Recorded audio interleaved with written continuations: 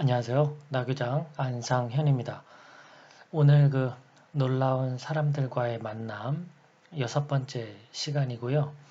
오늘의 인물은 미스터 X 또는 포고시안 선장이라고 불리우는 사람입니다.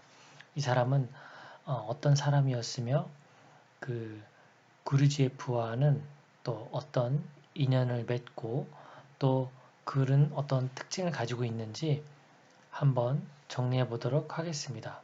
이제 이름은 사르키스 포고시안이라고 불리우는 사람인데요. 우선 현재는 아주 부자입니다. 여러 대의 외항선을 소유한 선주인데요. 처음부터 이런 삶을 살았던 건 아니고요. 아주 또 기구한 또 운명이 있는데요. 아르메니아인입니다. 터키에서 출생을 해서 카르스에서 어린 시절을 보냅니다. 카르스는 터키에 있는 거고요. 터키 바로 인접해서 아르메니아가 있거든요. 국가가. 그리고 그 아래에 이란이 있고 그 아르메니아 위로는 러시아가 있습니다. 이렇게 모여있는 그런 곳인데 아르메니아인이면서 이제 에치미아진이라고 여기는 이제 아르메니아의 그 종교 중심 도시인데 이슬람의 메카나 기독교의 예루살렘 격에 해당하는 그런 그 종교 도시예요. 여기에서 신학교를 졸업하고 그 신부가 되기 위해서 준비하던 때에 구르지에프를 만나서 이제 친구가 됩니다. 포고시안 부모는 그 구르제프 아버지를 이미 알고 있어서 자주 그 아버지가 일하는 그, 그 목공소로 놀러 오곤 했던 그런 사이입니다. 구르제프 입장에서 그 에치미아진이 좀 특별한 곳인데요. 우선은 에치미아진은 바가르 샤파트라고 불리우는 곳으로서 아르메니아인들의 성지입니다. 그리고 구르제프가 에치미아진에 간다고 하니까 아들에게 뭔가 좀 전해달라고 부탁을 받아서 이제 그, 이 포고시안을 만나러 가게 되는 거죠. 구르제프는 이 에치미아진 여기 이제 그 성지인데 여기를 자주 갔던 이유가 앞에서도 그 심령론에 관련된 이야기도 나왔죠. 테이블 움직이거나 뭔가 이렇게 그 강경증 상태의 그 야지디 교인 아이에 대한 이야기 등등 초자연적 현상에 대한 의문이 가득했는데 이걸 풀기 위해서 결국은 종교에서 답을 찾으려고 해요.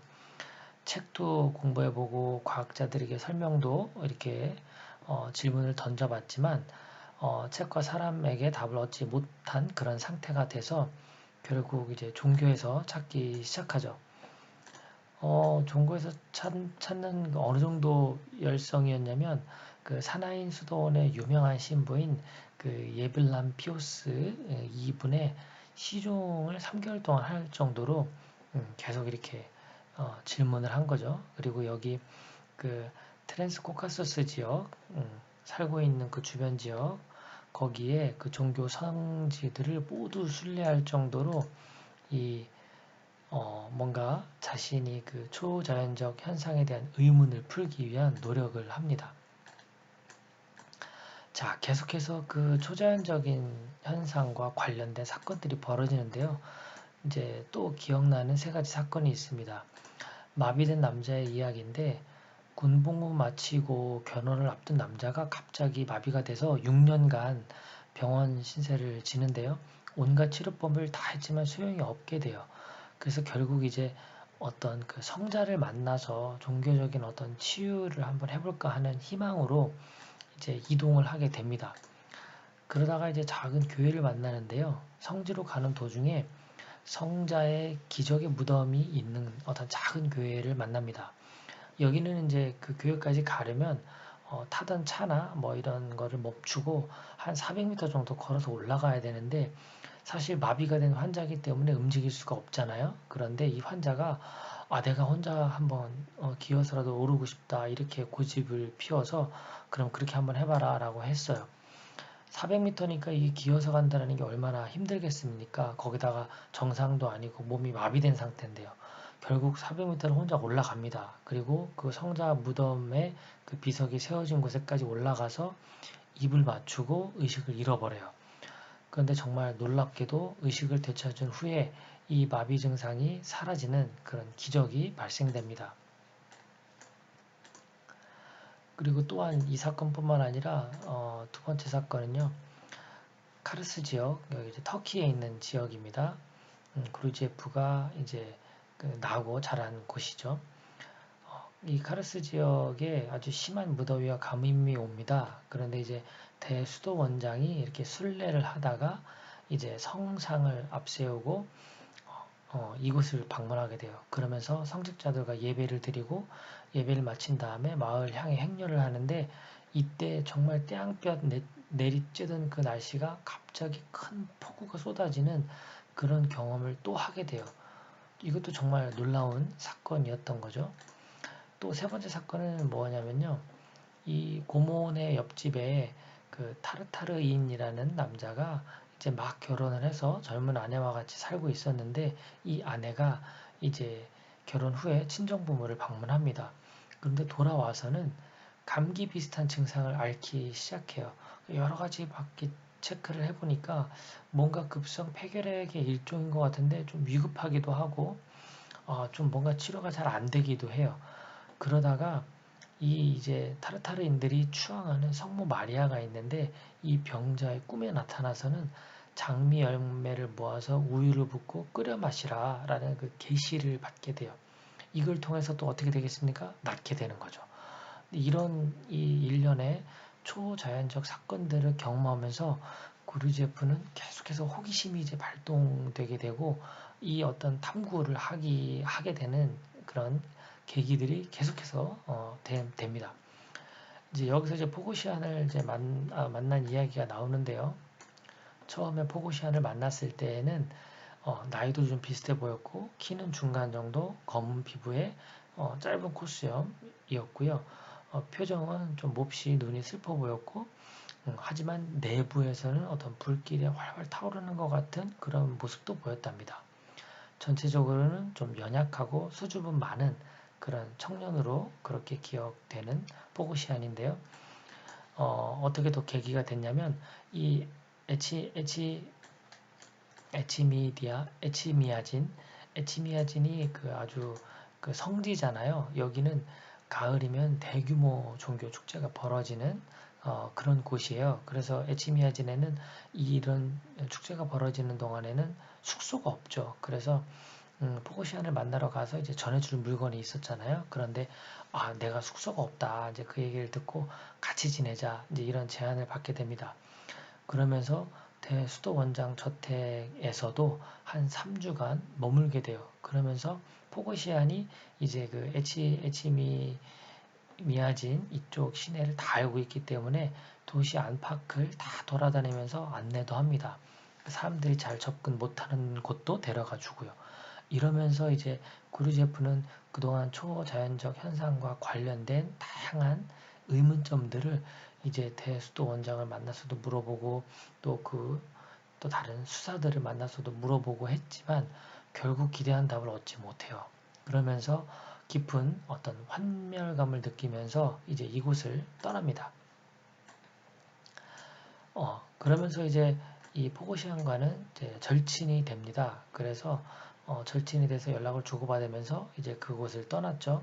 떠나고 나서 이제 티플리스라는 곳에서 이제 일하고 있을 때 2년 지나서 이제 어느 날 포고시안이 찾아와요.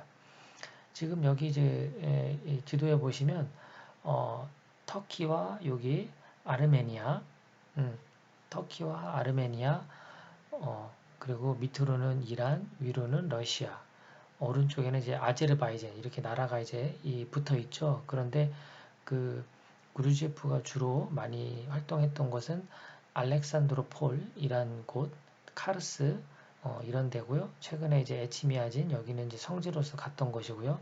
지금 현재 나온 곳은 티플리스라고 해서 여기는 이제 러시아 끝자락에 있는 그런 도시인 거죠. 이 티플리스에서 철도역 화부로 일하고 있었는데 사실 포고시아는 사제를 눈앞에 두고 이제 조금 이제 지나면 이제 결혼도 하고 어떤 사제로서 이제 발령을 받게 되는 그런 사람이었어요. 그런데 좀 뭔가 회의감을 느끼고 있어가지고 그루제프가 제안을 하죠. 여기 철도역에서 같이 일하겠느냐. 그래서 이 포고시아는 갑자기 보조 자물쇠 공으로 채용이 됩니다. 그러면서 이제 이 뭔가 그 어떤 진로에 큰 변화가 생긴 거죠. 포고시안과 그루제프는 옛날 사람들이 알고 있던 그 무언가가 실제로 존재했으나 현재 대부분 잊혀져 버렸다는 결론에 도달해서 이제 일반적인 자료를 통해서는 자신들이 원하는 지식을 얻을 수 없을 거라고 생각하고 이제 고대 문학에 집중을 합니다. 고대 문학에 집중을 하는데요. 그러면서 이제 그 고대 아르메니아의 수도로 폐하가 된 아니라는 곳에서 오두막을 짓고 머뭅니다. 아니는 아르메니아에서 거기 있는 지명이죠. 여기서 이제 오두막을 짓고 독서도 하고 연구도 하고 발굴 작업도 다닙니다. 그러다가 고대 아르메니아어로 쓰여진 양피지 문서 더미를 발견하는데요. 이 문서를 해독하다 보니까 그 사루뭉이라는 단어를 발견하게 돼요. 이 사루뭉은 두 사람이 자주 이야기를 나누던 학교의 이름입니다. 유명한 비전 학교로 알려져 있는데 이 양피지 문서를 해석하다 보니까 이제 이게 편지였고 이 편지가 6세기경 아시리아인들과 관련된 것이라는 것을 알게 돼요. 그래서 이 사루뭉이라는 학교를 반드시 찾아가서 들어가야 되겠다라는 결심을 하고 이 원정길을 떠납니다. 그러다가 원정길에서 이 포고시안이 독거미에 물려서 이 치료차 N이라는 도시로 가게 돼요. 여기는 원래 이 도시에 아르메니아인 사제에게 전달할 편지가 있어서 이제 치료차 겸 간 거죠.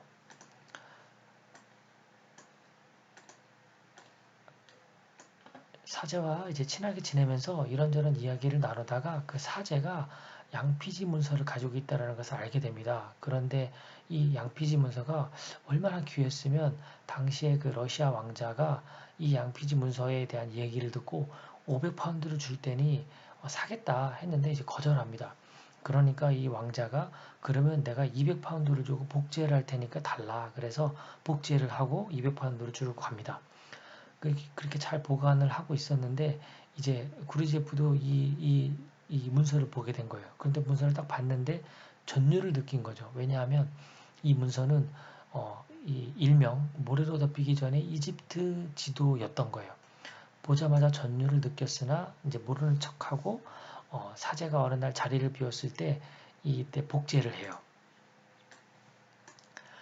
그리고 이제 운명의 전환점을 맞게 되는데 이 친절한 아르메니아인 사제를 떠나서 이제 4개월이 지나서 이렇게 여행을 하고 있었는데 그 중에 이제 그 조그마한 그리스 음식점을 들어가게 됩니다. 거기서 이제 그 음식점은 외국인 선원들도 자주 왔다 갔다 하는 그런 음식점인데 여기서 영문도 모를 싸움에 휘말려요. 이렇게 단체로 싸우는.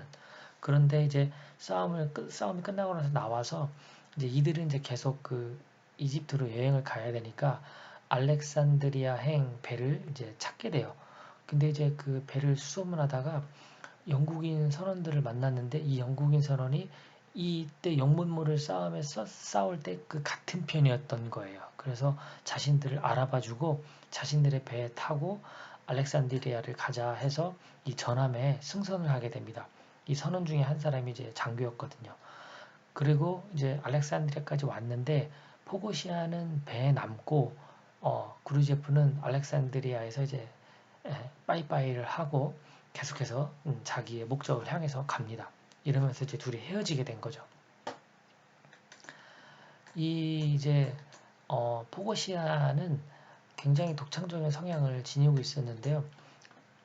그 중에 가장 중요한 특징 중에 하나가 무언가 항상 이렇게 무언가를 하고 있다고요. 멍하니 있지를 않고 가만히 있지 못하는 그런 성격이었는데 할 일이 없을 때는 발로 시간을 재면서 리듬에 맞추거나 두 팔을 좌우로 흔들거나 손가락으로 온갖 모양을 만들기도 하는 등 가만히 있질 않아요.